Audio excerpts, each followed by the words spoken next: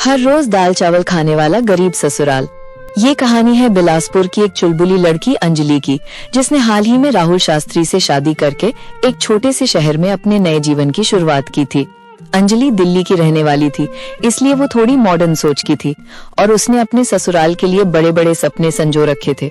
उसे लगता था कि शादी के बाद उसका जीवन किसी फिल्म की कहानी जैसा हो जाएगा।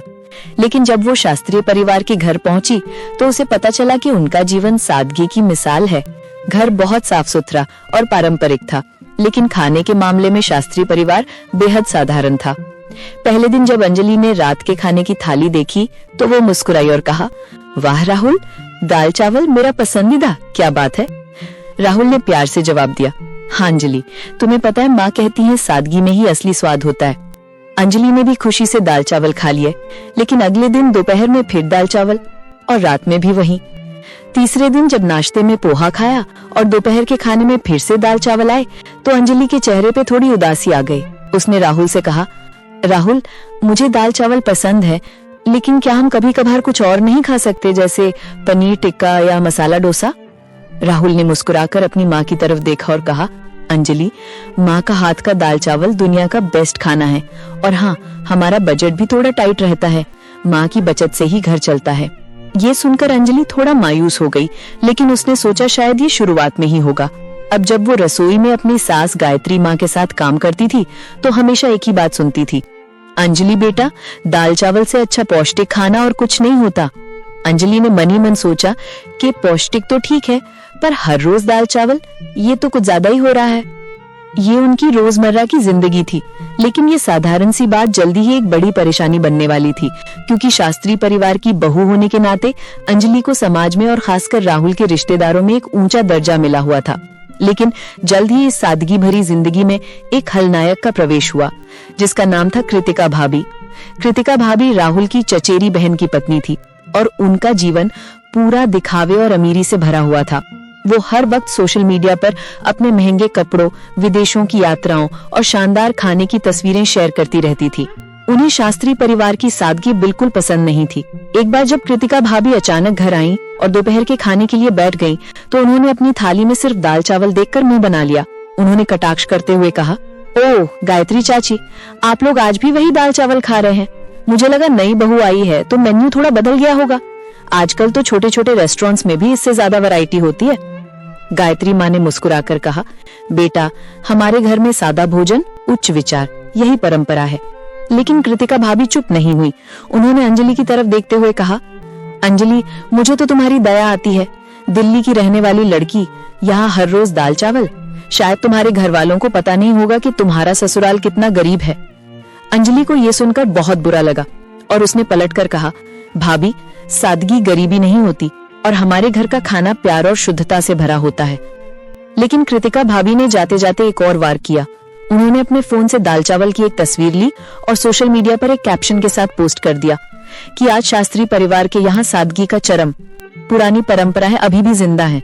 ये देखकर अंजलि बहुत शर्मिंदा महसूस करने लगी और उसने महसूस किया कि ये दाल चावल सिर्फ खाना नहीं, बल्कि उसके और उसके परिवार के सम्मान का मुद्दा बन गया है। अब अंजलि ने ठान लिया कि उसे इस समस्या का समाधान करना ही होगा। उसने फैसला किया कि वो अपने परिवार को दाल चावल के अलावा और भी कई तरह के व्यंजन बनाकर खिलाएगी।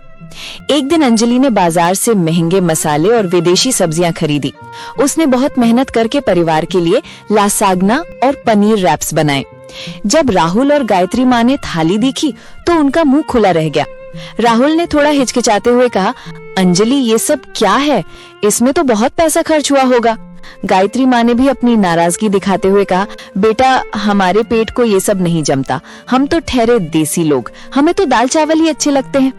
अंजलि ने प्यार से उन्हें समझाया, माँ, आप एक बार खाकर तो देखिए, आपको जरूर पसंद आएगा। लेकिन खाने के बाद दोनों ने बहुत ही साधारण प्रतिक्रिया दी।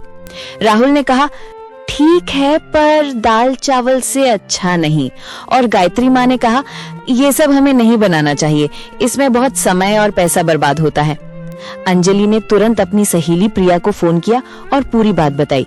प्रिया ने अंजलि को सलाह दी, अंजलि, तुम इतनी परेशान क्यों हो? तुम कमाना शुरू कर दो, फिर अपने पैसों से जो मन करे वो बनाओ। प्रिया की बात सुनकर अंजलि को एक नई राह मिली। उसने शहर में अपनी योग्यता के हिसाब से नौकरी ढूंढना शुरू कर दिया, लेकिन हर जगह उसे ये कहकर मना कर दिया जाता था कि यहाँ दिल्ली जैसी हाईफाई नौकरी नहीं मिल सकती। अंजलि ने एक बार फिर हिम्मत हारना शुरू कर दिया। इसी बीच कृतिका भाभी लगातार अपना जलवा बिखेर रही थी। वो अक्सर बिना बुलाए घर आ जाती और बड़े बड़े उपहार दिखाती, फिर अंजलि को ताने मारती। एक बार तो उन्होंने अपने पति से कहा, देखो अंजलि अब कितनी दुबली पतली हो गई है, बेचारी को यहाँ ढंग का खाना भी नहीं मिल रहा है, सिर्फ दाल चावल। कृतिका भाभी ने पूरे खानदान में ये बात फैला दी कि अंजलि एक लापरवाह बहू है जो परिवार का पैसा सिर्फ दिखावे पर बर्बाद करती है और दाल चावल खिलाकर उन्हें गरीब दिखाती है। अंजलि ने कई बार राहुल को समझाने की कोशिश की, राहुल हमें थोड़ा आधुनिक होना पड़ेगा, लोग हमें जज कर रहे हैं, हमें इस दाल चावल के टैग से बाहर निकलना होगा। राहुल ने हमेशा अपनी माँ का पक्ष लेते हुए कहा, अंजलि हमें लोगों की परवाह नहीं करनी चाहिए, हम जैसे हैं वैसे ही अच्छे हैं, माँ जो कहती है वो सही है, हम गरीब नहीं हैं, हम सिर्फ साधारण हैं। जब अंजलि की हर कोशिश नाकाम हो गई और कृतिका भाभी का मजाक अपने चरम पर पहुंच गया, तब एक दिन गायत्री माँ ने रसोई में काम करते हुए अंजलि से कहा, अंजलि बेटा तुम उदास मत हो, मुझे पता है कि तुम क्या सोच रही हो, लेकिन दाल चावल में एक राज है जो सिर्फ हमें पता है।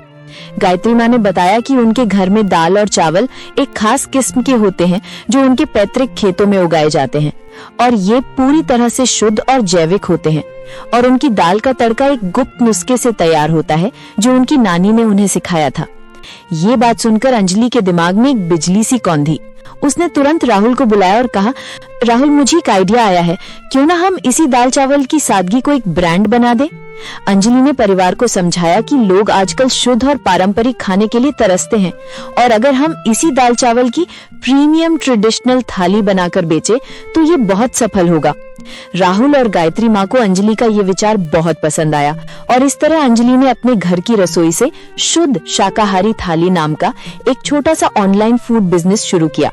अंजलि ने थाली में सिर्फ दाल चावल, एक सब्जी और थोड़ा सा अचार रखा, लेकिन उसकी शुद्धता और गायत्री माँ के गुप्त तड़के के स्वाद ने जादू कर दिया। पहले ही हफ्ते में उन्हें 50 ऑर्डर मिले और उनका बिजनेस फलने फूलने लगा। अंजलि के आत्मविश्वास को वापस आता देख कृतिका भाभी को जलन होने लगी।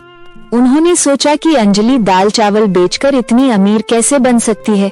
कृतिका भाभी ने अंजलि के बिजनेस को बर्बाद करने की योजना बनाई। उन्होंने एक नकली ग्राहक बनकर अंजलि के रेस्टोरेंट से एक बड़ा ऑर्डर दिया और जानबूझकर खाने में एक छोटा सा कंकड़ डाल दिया। फिर उन्होंने सोशल मीडिया पर एक बहुत ही नकारात्मक और झूठी समीक्षा पोस्ट कर दी। उन्होंने लिखा कि अंजलि की थाली में कंकड़ मिला है और खाना भी बासी था, इनकी शुद्धता की बात सिर्फ दिखावा है। ये देखकर अंजलि के सारे ऑर्डर तुरंत रुक गए। उसके हाथ पांव फूल गए और ऐसा लगा जैसे कृतिका भाभी जीत गई हैं। अंजलि ने राहुल से कहा, राहुल ये सब कृतिका भाभी ने किया होगा, अब क्या होगा, हमारा सारा काम खराब हो गया। राहुल ने अंजलि को हिम्मत दी और कहा, तुम घबराओ मत, जिसने ईमानदारी से काम किया है उसकी जीत हमेशा होती है। राहुल ने तुरंत अपने कुछ पुराने ग्राहकों को फोन किया और उनसे विनम्रता से पूछा कि क्या उनके खाने में कोई दिक्कत आई थी। सभी ने अंजलि के खाने की बहुत तारीफ की। तभी राहुल को याद आया कि उन्होंने उस दिन कृतिका भाभी के घर एक दोस्त के जरिए डिलीवरी करवाई थी और वो दोस्त उनके घर के बाहर इंतजार कर रहा था। राहुल ने उस दोस्त को फोन किया और पूछा, भाई तुमने जब कृतिका भाभी के घर खाना दिया तो क्या वो उसी वक्त खराब हो गया था? दोस्त ने बताया, नहीं राहुल, जब मैंने उन्हें खाना दिया तो वो बहुत खुश थी और उन्होंने तुरंत ही पूरा खाना खा लिया था। मुझे तो लगा उन्हें बहुत पसंद आया है। राहुल को समझ में आ गया कि कृतिका भाभी ने झूठ बोला है। उन्होंने अंजलि से कहा, अंजलि अब बस एक ही तरीका है, हम लाइव जाकर सबको सच बताएंगे। अगले दिन अंजलि ने फेसबुक पर शुद्ध शाकाहारी थाली के पेज से लाइव आकर सबको सच बताने का फैसला किया। उसने रसोई में गायत्री माँ के साथ मिलकर वही दाल चावल बनाए और कैमरे के सामने उसका स्वाद लिया। तभी कृतिका भाभी उस लाइव सेशन में आ गई और कमेंट में नकारात्मक बातें लिखना शुरू कर दिया। वो लिख रही थी कि ये सब झूठ है, इस खाने में हमेशा कोई ना कोई खराबी होती है। तभी राहुल ने एक छोटा सा वीडियो चलाया जिसमें उनके दोस्त ने कृतिका भाभी के घर के बाहर इंतजार करते हुए रिकॉर्डिंग कर ली थी, जिसमें कृतिका भाभी पूरा खाना बड़े चाव से खा रही थी और फिर तुरंत ही अपने फोन से झूठी समीक्षा लिख रही थी। जैसे ही वो वीडियो लाइव गया, कृतिका भाभी शर्म से लाल हो गई और लाइव से हट गई। कृतिका भाभी के पति ने तुरंत शास्त्री परिवार को फोन करके माफी मांगी और कहा कि कृतिका अपनी जलन के कारण ऐसा कर रही थी। अब पूरे शहर में अंजलि और उसके परिवार की ईमानदारी की चर्चा होने लगी और उनके दाल चावल के बिजनेस में रातों रात बूम आ गया। अंजलि ने अपनी पहली कमाई से गायत्री माँ के लिए एक खूबसूरत बनारसी साड़ी खरीदी। गायत्री माँ ने साड़ी पहनकर अंजलि को गले लगा लिया और प्यार से कहा, अब रोज दाल चावल खाओ या पिज्जा, कोई फर्क नहीं पड़ता, बस तुम खुश रहो। माँ, अब हमारे घर में हर चीज बनेगी, लेकिन दाल चावल तो रोज ही बनेंगे क्योंकि वो हमारा लकी चार्म है। और इस तरह से अंजलि ने सिर्फ अपने ससुराल को हर रोज दाल चावल खाने वाले गरीब ससुराल के ताने से नहीं बचाया, बल्कि उसे एक सफल ब्रांड भी बना दिया। दोस्तों, आज के लिए इतना ही। क्या आपने हमारे चैनल को सब्सक्राइब किया है? अगर ये कहानी आपको अच्छी लगी तो कहानी को लाइक करें और इस तरह की कहानी आगे देखने के लिए अभी हमारे चैनल को सब्सक्राइब करें। सास बहू का मिलावट वाला दूध शॉप। एक बहुत ही सुंदर और हरे भरे गांव रामबाग में कौशल्या देवी अपनी बहू प्रिया के साथ रहा करती थी। कौशल्या देवी स्वभाव से थोड़ी रूढ़िवादी थी, जबकि उनकी बहू प्रिया आधुनिक विचारों वाली और बहुत मेहनती थी। उनका जीवन सीधा साधा था। दिन की शुरुआत घर के काम और गाय भैंसों की देखभाल से होती थी। एक दिन सुबह जब प्रिया रसोई में गर्मा गर्म चाय बना रही थी, कौशल्या देवी ने आकर कहा, प्रिया, मुझे लगता है कि अब हमें कुछ नया सोचना चाहिए। इतने सारे दूध का इस्तेमाल केवल घर के लिए करना सही नहीं है। हम क्यों ना गांव में एक छोटा सा दूध का कारोबार शुरू करें? प्रिया ने मुस्कुराते हुए जवाब दिया, हाँ माँ जी, ये तो आपने बहुत अच्छा सोचा। हमारा दूध पूरे गांव में सबसे शुद्ध है, लोग इसे जरूर पसंद करेंगे। कौशल्या देवी ने अपनी बात पर जोर देते हुए बोली, पसंद क्यों नहीं करेंगे? मेहनत करके जो चीज बनाई जाती है उसकी कद्र हर कोई करता है। इस तरह सास बहू ने मिलकर अपने छोटे से दूध के कारोबार की शुरुआत की और दुकान का नाम रखा सास बहू का दूध शॉप। पहले दिन से ही उनकी दुकान चल पड़ी, क्योंकि उनका दूध वाकई में शुद्ध था। गांव वाले खुशी खुशी उनका दूध खरीदने आते थे और उनकी ईमानदारी की तारीफ करते थे। प्रिया और कौशल्या देवी दिन रात मेहनत करती थीं और उनकी आंखों में अब एक बेहतर भविष्य के सपने पल रहे थे। मगर कहते हैं ना, लालच कभी कभी अच्छी शुरुआत को भी खराब कर देता है। कुछ ही हफ्तों में जब ग्राहकों की भीड़ बढ़ गई और दूध की मांग उनके उत्पादन से ज्यादा होने लगी, तो कौशल्या देवी के मन में एक विचार आया। एक शाम जब प्रिया हिसाब लगा रही थी, माँ जी ने दबे स्वर में कहा, प्रिया, एक बात कहूँ, अब हमारी कमाई अच्छी हो रही है, लेकिन अगर हम थोड़ा सा, बस 1 गिलास पानी प्रति लीटर मिला दें तो मुनाफा और भी बढ़ जाएगा। प्रिया चौंक गई और तुरंत बोली, नहीं माँ जी, ये तो धोखा है। हमने शुद्धता के नाम पर दुकान खोली है और अगर हम ऐसा करेंगे तो भगवान भी माफ नहीं करेगा। लोग हम पर भरोसा करते हैं। कौशल्या देवी ने अपनी बात पर अड़ते हुए कहा, अरे इसमें क्या धोखा है? शहर में तो सब यही करते हैं। 1 गिलास पानी से किसी को कोई फर्क नहीं पड़ेगा, लेकिन हमें हर रोज 2-4 लीटर का ज्यादा फायदा हो जाएगा। तुम देखना, किसी को पता भी नहीं चलेगा। प्रिया ने बहुत विरोध किया, लेकिन माँ जी के लगातार जोर देने और तेजी से अमीर बनने के लालच के आगे वो ज्यादा देर टिक नहीं पाई। उसने भारी मन से कहा, ठीक है माँ जी, जैसा आप कहें, लेकिन अगर किसी को पता चला तो सारा काम खराब हो जाएगा। इस तरह सास बहू का दूध शॉप में मिलावट का काम शुरू हो गया। पहले तो ये सिर्फ 1 गिलास पानी था, लेकिन लालच एक ऐसी बीमारी है जो धीरे धीरे बढ़ती जाती है। 1 गिलास, फिर 2 गिलास, और देखते ही देखते वे हर लीटर दूध में लगभग 1/4 हिस्सा पानी का मिलाने लगी। उनका मुनाफा आसमान छूने लगा, मगर साथ ही उनकी ईमानदारी जमीन में धंसती चली गई। कुछ ही दिनों बाद इसका असर दिखने लगा। गांव के लोग आपस में खुसर फुसर करने लगे। बच्चों को पीने के लिए दिया जाने वाला दूध अब पहले जैसा गाढ़ा नहीं रहा था। एक दिन गांव की सबसे पुरानी ग्राहक श्रीमती विमला देवी दुकान पर आई और थोड़े गुस्से में बोली, कौशल्या, ये क्या हो रहा है? तुम्हारे दूध में अब स्वाद नहीं रहा, ये तो पानी जैसा पतला है। तुम दोनों ने तो ईमानदारी की कस्में खाई थीं और अब ये मिलावट वाला दूध शॉप खोल दिया है क्या? ये सुनकर कौशल्या देवी और प्रिया दोनों शर्म से पानी पानी हो गईं। कौशल्या देवी ने लड़खड़ाती आवाज में कहा, नहीं विमला जी, आप गलत समझ रही हैं। इस बार शायद गाय ने चारा कम खाया होगा। विमला देवी ने अपनी बात को और पक्का करते हुए कहा, चारा कम खाया होगा या तुम दोनों ने लालच ज्यादा कर लिया है? हमें तुम्हारा दूध नहीं चाहिए, हम कहीं और से इंतजाम कर लेंगे। एक ग्राहक के जाने से दोनों को गहरा सदमा लगा। धीरे धीरे विमला देवी की बात पूरे गांव में फैल गई और लोगों ने उनसे दूध खरीदना बंद कर दिया। दुकान के बाहर अब ग्राहकों की भीड़ नहीं बल्कि खाली बर्तन दिखने लगे थे। प्रिया ने एक शाम माँ जी से कहा, माँ जी देखिए क्या हो गया, हमने चंद रुपयों के लालच में अपना भरोसा खो दिया। अब हमें वापस शुद्ध दूध बेचना चाहिए। कौशल्या देवी ने उदास मन से सिर हिलाया। हाँ बहू, तुमने सही कहा था, लेकिन अब क्या फायदा, गांव वालों को हम पर विश्वास ही नहीं रहा। दोनों ने फैसला किया कि वे अब पूरी ईमानदारी से दूध बेचेंगी, चाहे मुनाफा कम ही क्यों ना हो। उन्होंने दूध में पानी मिलाना बिल्कुल बंद कर दिया, लेकिन उनकी दुकान पे ग्राहक वापस नहीं आए। जो लोग पहले उनका दूध लेते थे, वे अब पास की दूसरी दुकानों से दूध खरीदने लगे थे। प्रिया ने गांव के सरपंच से भी बात की। सरपंच जी एक नेक इंसान थे और उन्होंने सलाह दी, देखो बेटी प्रिया, खोया हुआ विश्वास किसी भी दवाई से वापस नहीं आता। तुम्हें कुछ ऐसा करना होगा जिससे लोगों को तुम्हारी ईमानदारी साफ साफ दिखाई दे। सिर्फ कहने से काम नहीं चलेगा।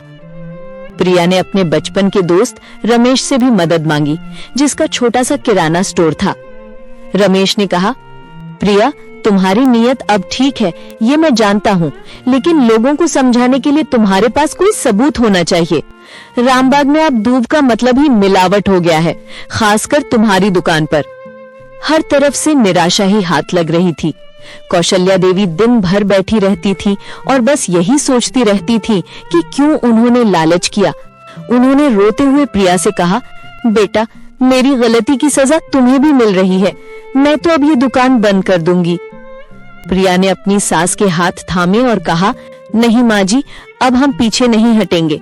गलती हो गई, लेकिन अब हमें इसे सुधारना होगा। हमें कोई ऐसा उपाय निकालना होगा जो गांव वालों का विश्वास फिर से जीत ले। कई दिनों तक सोच विचार करने के बाद प्रिया के दिमाग में एक शानदार विचार आया। उसने अगले दिन कौशल्या देवी को बताया, माँ जी हम पारदर्शिता अपनाएंगे। हम रोज शाम को दूध बेचने से पहले गांव के कुछ लोगों के सामने अपने दूध की शुद्धता का परीक्षण करेंगे। हम एक शुद्ध दूध चुनौती शुरू करेंगे। कौशल्या देवी को ये विचार अच्छा लगा और उन्होंने तुरंत हामी भर दी। प्रिया ने बाजार से दूध की शुद्धता मापने वाला यंत्र, जिसे लैक्टोमीटर कहते हैं, खरीदा। उन्होंने ऐलान किया कि अब उनका दूध बिना किसी मिलावट के बेचा जाएगा और कोई भी ग्राहक आकर लैक्टोमीटर से दूध की जांच कर सकता है। पहले दिन कुछ उत्सुक लोग ही दुकान पर आए। जब प्रिया ने लैक्टोमीटर से शुद्ध दूध की जांच की तो रीडिंग बिल्कुल सही आई और ये देखकर लोगों को थोड़ी खुशी हुई। लेकिन ये खुशी ज्यादा देर तक नहीं टिकी, क्योंकि उनके गांव का सबसे बड़ा दूध विक्रेता श्यामलाल, जो हमेशा कौशल्या देवी और प्रिया से जलता था, ये सब देख रहा था। श्यामलाल की दुकान पहले से ही बहुत चलती थी और वो नहीं चाहता था कि ये सास बहू वापस बाजार में अपनी जगह बनाए। उसने मन ही मन सोचा, अगर ये शुद्ध दूध चुनौती सफल हो गई तो मेरी दुकानदारी खत्म हो जाएगी। अगले दिन जब प्रिया सार्वजनिक रूप से दूध की जांच कर रही थी, तभी श्यामलाल भीड़ में आया और जोर से चिल्लाया, ये लैक्टोमीटर तो खराब है।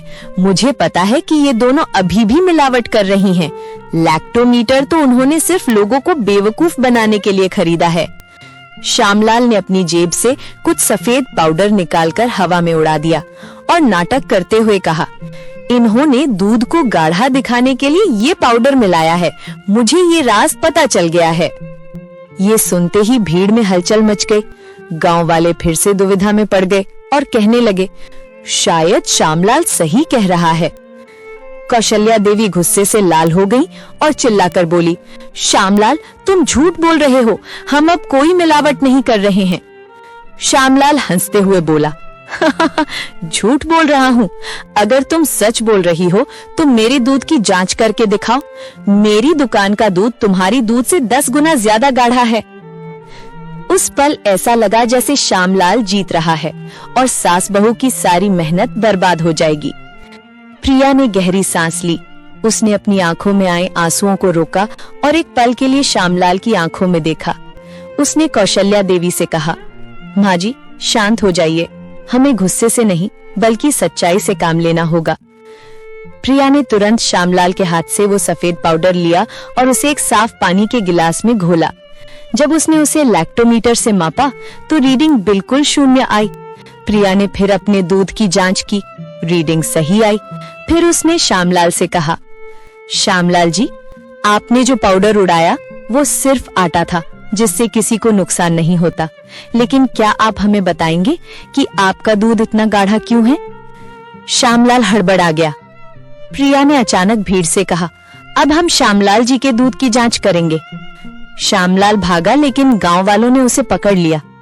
जब श्यामलाल की दूध की जांच की गई तो लैक्टोमीटर की रीडिंग इतनी अजीब आई कि सब हैरान रह गए। प्रिया ने गांव वालों को समझाया, श्यामलाल जी सिर्फ पानी नहीं बल्कि सिंथेटिक दूध बनाने के लिए हानिकारक केमिकल मिलाते थे ताकि उनका दूध गाढ़ा दिखे। यही कारण है कि उनका दूध बाजार में इतना सस्ता था। गांव वाले ये सुनकर बहुत गुस्सा हुए और उन्होंने श्यामलाल को तुरंत गांव से बाहर निकालने का फैसला किया। श्यामलाल अपने किए पर शर्मिंदा हुआ और उसने सबके सामने हाथ जोड़कर माफी मांगी। मुझे माफ कर दो कौशल्या और प्रिया, मैं तुमसे जलता था और मैंने गलती की। मैं तुम्हें नुकसान पहुंचाना चाहता था, लेकिन मुझे अपनी गलती का एहसास हो गया है। कौशल्या देवी और प्रिया ने एक दूसरे को देखा और प्रिया ने कहा, हम आपको माफ करते हैं श्यामलाल जी, लेकिन अब आप ईमानदारी से काम करेंगे, यही हमारी शर्त है। उस दिन से सास बहू का दूध शॉप ने अपनी खोई हुई प्रतिष्ठा वापस पाई और वे पूरी ईमानदारी और पारदर्शिता के साथ काम करने लगे। गांव के हर बच्चे की सेहत में सुधार आया और माँ बहू का रिश्ता भी और मजबूत हो गया। दोस्तों, आज के लिए इतना ही। क्या आपने हमारे चैनल को सब्सक्राइब किया? अगर ये कहानी आपको अच्छी लगी तो कहानी को लाइक करें और इस तरह की कहानी आगे देखने के लिए अभी हमारे चैनल को सब्सक्राइब करें। हर रोज दाल चावल खाने वाला गरीब ससुराल।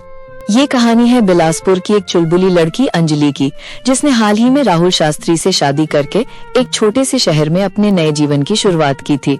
अंजलि दिल्ली की रहने वाली थी, इसलिए वो थोड़ी मॉडर्न सोच की थी और उसने अपने ससुराल के लिए बड़े बड़े सपने संजो रखे थे।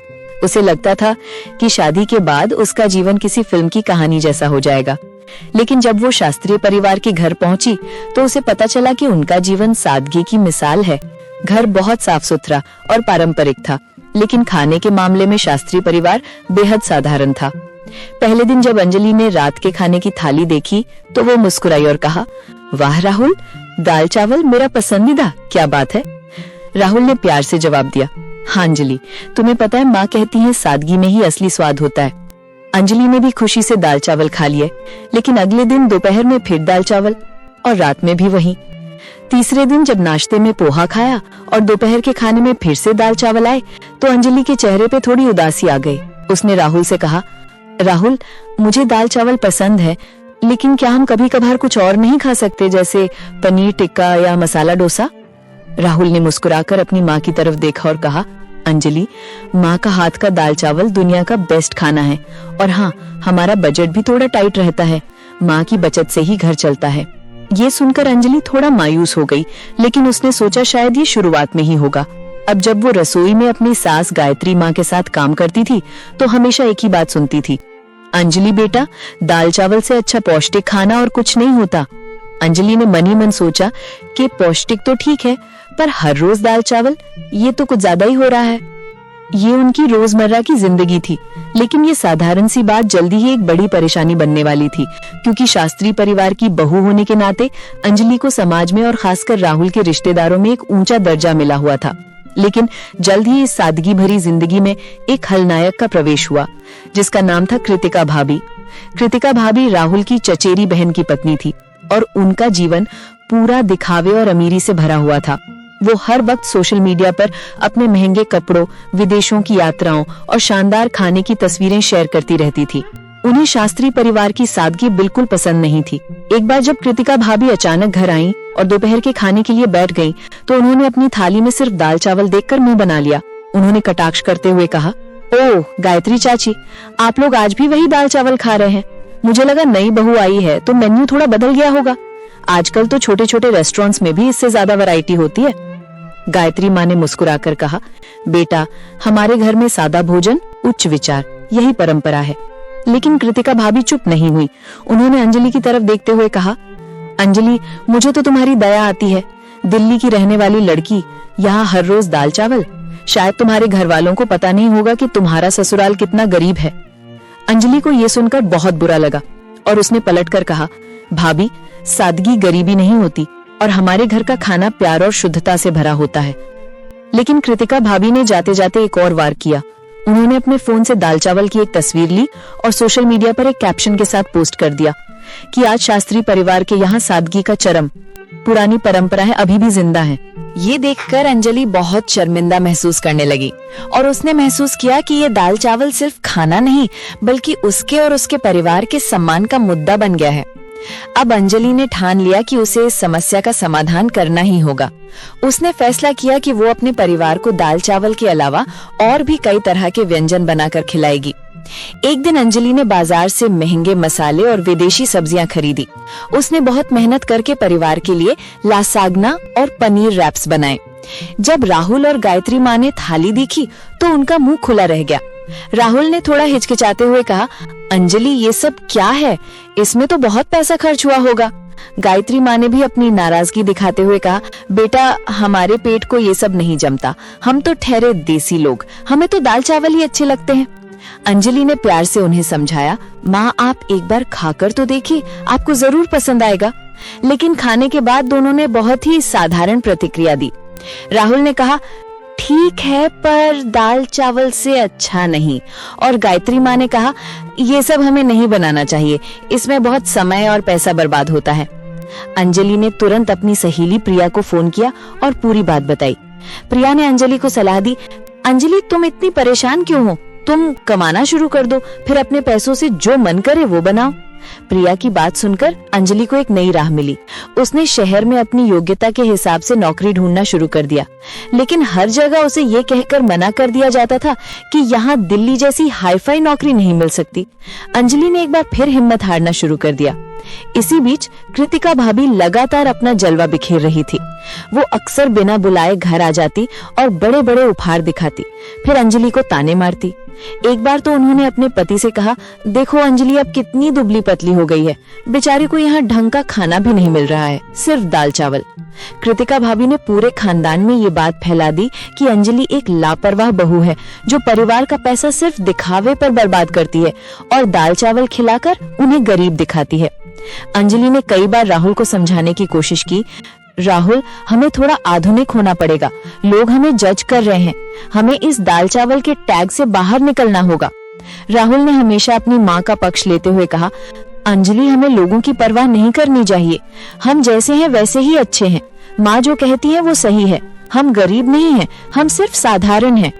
जब अंजलि की हर कोशिश नाकाम हो गई और कृतिका भाभी का मजाक अपने चरम पर पहुंच गया, तब एक दिन गायत्री माँ ने रसोई में काम करते हुए अंजलि से कहा, अंजलि बेटा, तुम उदास मत हो, मुझे पता है कि तुम क्या सोच रही हो, लेकिन दाल चावल में एक राज है जो सिर्फ हमें पता है।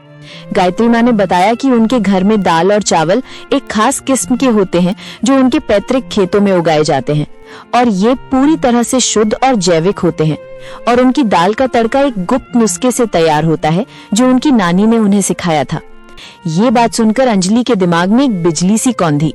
उसने तुरंत राहुल को बुलाया और कहा, राहुल, मुझे एक आइडिया आया है, क्यों ना हम इसी दाल चावल की सादगी को एक ब्रांड बना दे। अंजलि ने परिवार को समझाया कि लोग आजकल शुद्ध और पारंपरिक खाने के लिए तरसते हैं और अगर हम इसी दाल चावल की प्रीमियम ट्रेडिशनल थाली बनाकर बेचे तो ये बहुत सफल होगा। राहुल और गायत्री माँ को अंजलि का ये विचार बहुत पसंद आया और इस तरह अंजलि ने अपने घर की रसोई से शुद्ध शाकाहारी थाली नाम का एक छोटा सा ऑनलाइन फूड बिजनेस शुरू किया। अंजलि ने थाली में सिर्फ दाल चावल, एक सब्जी और थोड़ा सा अचार रखा, लेकिन उसकी शुद्धता और गायत्री माँ के गुप्त तड़के के स्वाद ने जादू कर दिया। पहले ही हफ्ते में उन्हें 50 ऑर्डर मिले और उनका बिजनेस फलने फूलने लगा। अंजलि के आत्मविश्वास को वापस आता देख कृतिका भाभी को जलन होने लगी। उन्होंने सोचा कि अंजलि दाल चावल बेचकर इतनी अमीर कैसे बन सकती है। कृतिका भाभी ने अंजलि के बिजनेस को बर्बाद करने की योजना बनाई। उन्होंने एक नकली ग्राहक बनकर अंजलि के रेस्टोरेंट से एक बड़ा ऑर्डर दिया और जानबूझकर खाने में एक छोटा सा कंकड़ डाल दिया। फिर उन्होंने सोशल मीडिया पर एक बहुत ही नकारात्मक और झूठी समीक्षा पोस्ट कर दी। उन्होंने लिखा कि अंजलि की थाली में कंकड़ मिला है और खाना भी बासी था। इनकी शुद्धता की बात सिर्फ दिखावा है। ये देखकर अंजलि के सारे ऑर्डर तुरंत रुक गए। उसके हाथ पांव फूल गए और ऐसा लगा जैसे कृतिका भाभी जीत गई हैं। अंजलि ने राहुल से कहा, राहुल, ये सब कृतिका भाभी ने किया होगा। अब क्या होगा? हमारा सारा काम खराब हो गया। राहुल ने अंजलि को हिम्मत दी और कहा, तुम घबराओ मत। जिसने ईमानदारी से काम किया है उसकी जीत हमेशा होती है। राहुल ने तुरंत अपने कुछ पुराने ग्राहकों को फोन किया और उनसे विनम्रता से पूछा कि क्या उनके खाने में कोई दिक्कत आई थी। सभी ने अंजलि के खाने की बहुत तारीफ की।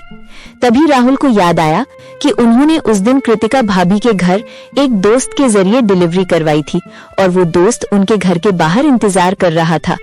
राहुल ने उस दोस्त को फोन किया और पूछा, भाई, तुमने जब कृतिका भाभी के घर खाना दिया तो क्या वो उसी वक्त खराब हो गया था? दोस्त ने बताया, नहीं राहुल, जब मैंने उन्हें खाना दिया तो वो बहुत खुश थी और उन्होंने तुरंत ही पूरा खाना खा लिया था। मुझे तो लगा उन्हें बहुत पसंद आया है। राहुल को समझ में आ गया कि कृतिका भाभी ने झूठ बोला है। उन्होंने अंजलि से कहा, अंजलि, अब बस एक ही तरीका है, हम लाइव जाकर सबको सच बताएंगे। अगले दिन अंजलि ने फेसबुक पर शुद्ध शाकाहारी थाली के पेज से लाइव आकर सबको सच बताने का फैसला किया। उसने रसोई में गायत्री माँ के साथ मिलकर वही दाल चावल बनाए और कैमरे के सामने उसका स्वाद लिया।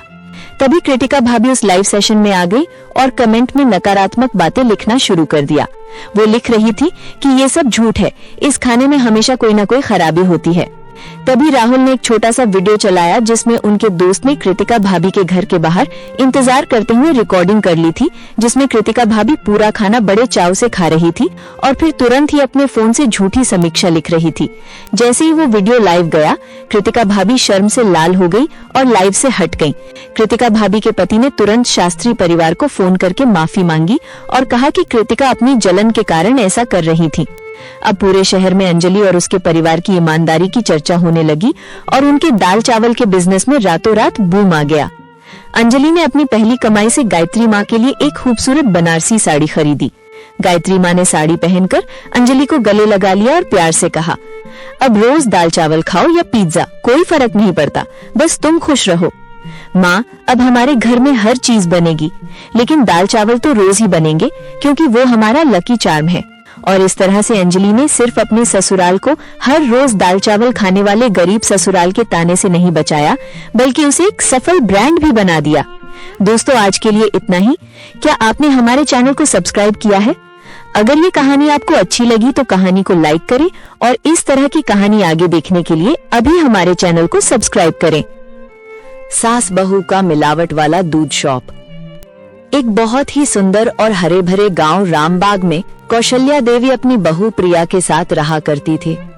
कौशल्या देवी स्वभाव से थोड़ी रूढ़िवादी थी, जबकि उनकी बहू प्रिया आधुनिक विचारों वाली और बहुत मेहनती थी।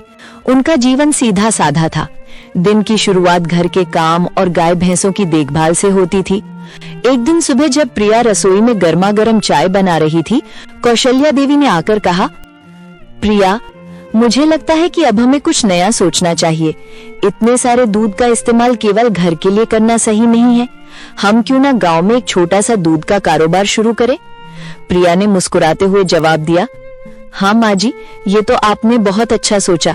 हमारा दूध पूरे गांव में सबसे शुद्ध है, लोग इसे जरूर पसंद करेंगे।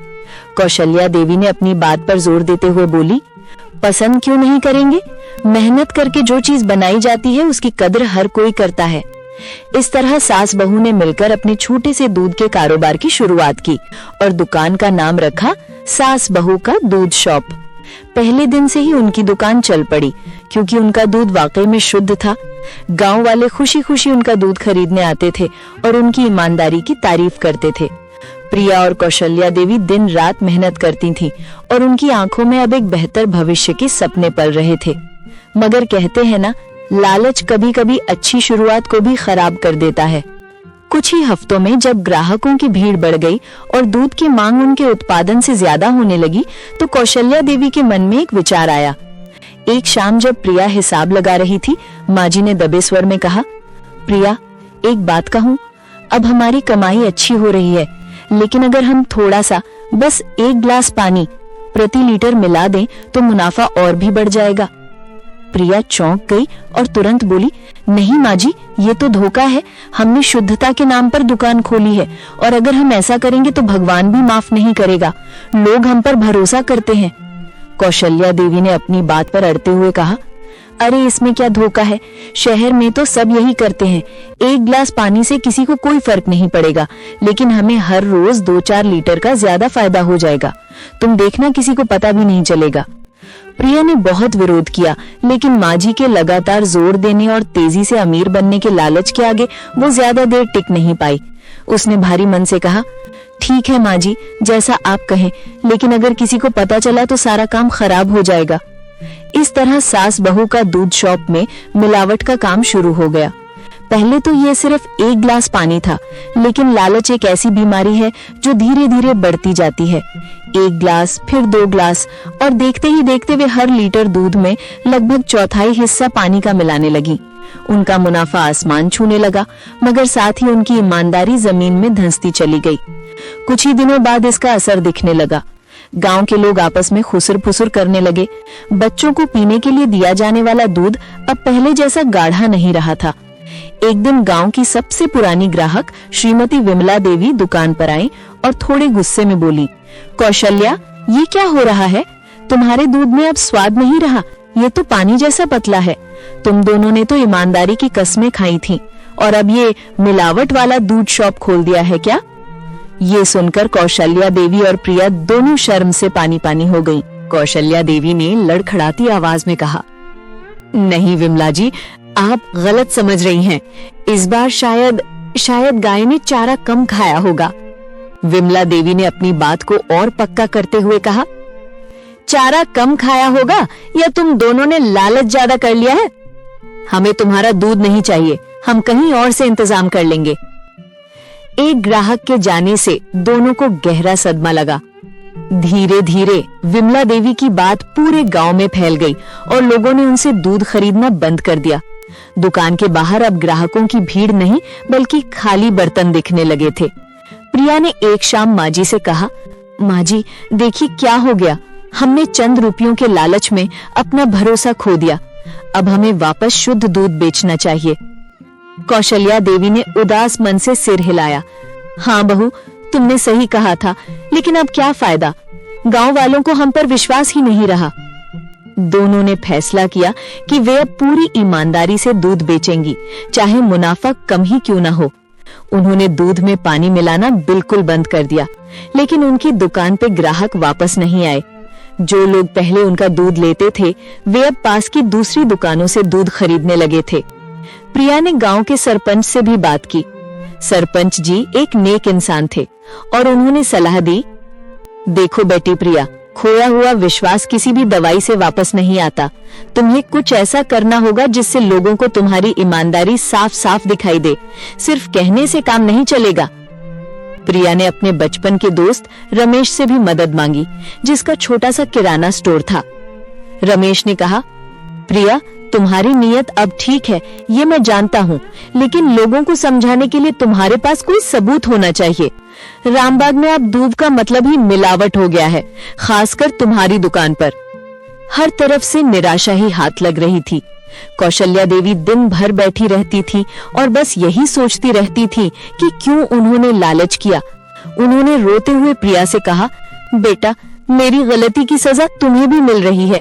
मैं तो अब ये दुकान बंद कर दूंगी। प्रिया ने अपनी सास के हाथ थामे और कहा, नहीं माँ जी, अब हम पीछे नहीं हटेंगे। गलती हो गई, लेकिन अब हमें इसे सुधारना होगा। हमें कोई ऐसा उपाय निकालना होगा जो गांव वालों का विश्वास फिर से जीत ले। कई दिनों तक सोच विचार करने के बाद प्रिया के दिमाग में एक शानदार विचार आया। उसने अगले दिन कौशल्या देवी को बताया, माँ जी, हम पारदर्शिता अपनाएंगे। हम रोज शाम को दूध बेचने से पहले गांव के कुछ लोगों के सामने अपने दूध की शुद्धता का परीक्षण करेंगे। हम एक शुद्ध दूध चुनौती शुरू करेंगे। कौशल्या देवी को ये विचार अच्छा लगा और उन्होंने तुरंत हामी भर दी। प्रिया ने बाजार से दूध की शुद्धता मापने वाला यंत्र, जिसे लैक्टोमीटर कहते हैं, खरीदा। उन्होंने ऐलान किया कि अब उनका दूध बिना किसी मिलावट के बेचा जाएगा और कोई भी ग्राहक आकर लैक्टोमीटर से दूध की जांच कर सकता है। पहले दिन कुछ उत्सुक लोग ही दुकान पर आए। जब प्रिया ने लैक्टोमीटर से शुद्ध दूध की जांच की तो रीडिंग बिल्कुल सही आई और ये देखकर लोगों को थोड़ी खुशी हुई। लेकिन ये खुशी ज्यादा देर तक नहीं टिकी, क्योंकि उनके गांव का सबसे बड़ा दूध विक्रेता श्यामलाल, जो हमेशा कौशल्या देवी और प्रिया से जलता था, ये सब देख रहा था। श्यामलाल की दुकान पहले से ही बहुत चलती थी और वो नहीं चाहता था कि ये सास बहू वापस बाजार में अपनी जगह बनाए। उसने मन ही मन सोचा, अगर ये शुद्ध दूध चुनौती सफल हो गई तो मेरी दुकानदारी खत्म हो जाएगी। अगले दिन जब प्रिया सार्वजनिक रूप से दूध की जांच कर रही थी, तभी श्यामलाल भीड़ में आया और जोर से चिल्लाया, ये लैक्टोमीटर तो खराब है। मुझे पता है कि ये दोनों अभी भी मिलावट कर रही हैं। लैक्टोमीटर तो उन्होंने सिर्फ लोगों को बेवकूफ बनाने के लिए खरीदा है। श्यामलाल ने अपनी जेब से कुछ सफेद पाउडर निकालकर हवा में उड़ा दिया और नाटक करते हुए कहा, इन्होंने दूध को गाढ़ा दिखाने के लिए ये पाउडर मिलाया है। मुझे ये राज पता चल गया है। ये सुनते ही भीड़ में हलचल मच गई। गांव वाले फिर से दुविधा में पड़ गए और कहने लगे, शायद श्यामलाल सही कह रहा है। कौशल्या देवी गुस्से से लाल हो गई और चिल्लाकर बोली, श्यामलाल, तुम झूठ बोल रहे हो। हम अब कोई मिलावट नहीं कर रहे हैं। श्यामलाल हंसते हुए बोला, झूठ बोल रहा हूँ? अगर तुम सच बोल रही हो तो मेरे दूध की जांच करके दिखाओ। मेरी दुकान का दूध तुम्हारी दूध से 10 गुना ज्यादा गाढ़ा है। उस पल ऐसा लगा जैसे श्यामलाल जीत रहा है और सास बहू की सारी मेहनत बर्बाद हो जाएगी। प्रिया ने गहरी सांस ली। उसने अपनी आंखों में आए आंसुओं को रोका और एक पल के लिए श्यामलाल की आंखों में देखा। उसने कौशल्या देवी से कहा, माँ जी, शांत हो जाइए। हमें गुस्से से नहीं बल्कि सच्चाई से काम लेना होगा। प्रिया ने तुरंत श्यामलाल के हाथ से वो सफेद पाउडर लिया और उसे एक साफ पानी के गिलास में घोला।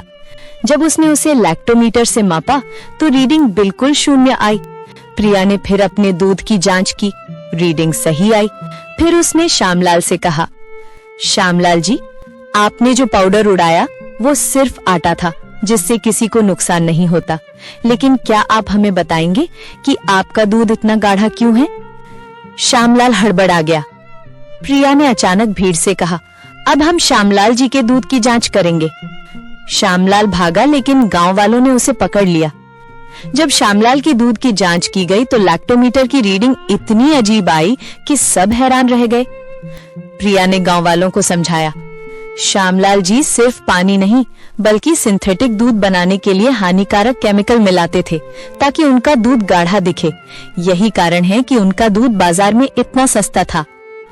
गांव वाले ये सुनकर बहुत गुस्सा हुए और उन्होंने श्यामलाल को तुरंत गांव से बाहर निकालने का फैसला किया।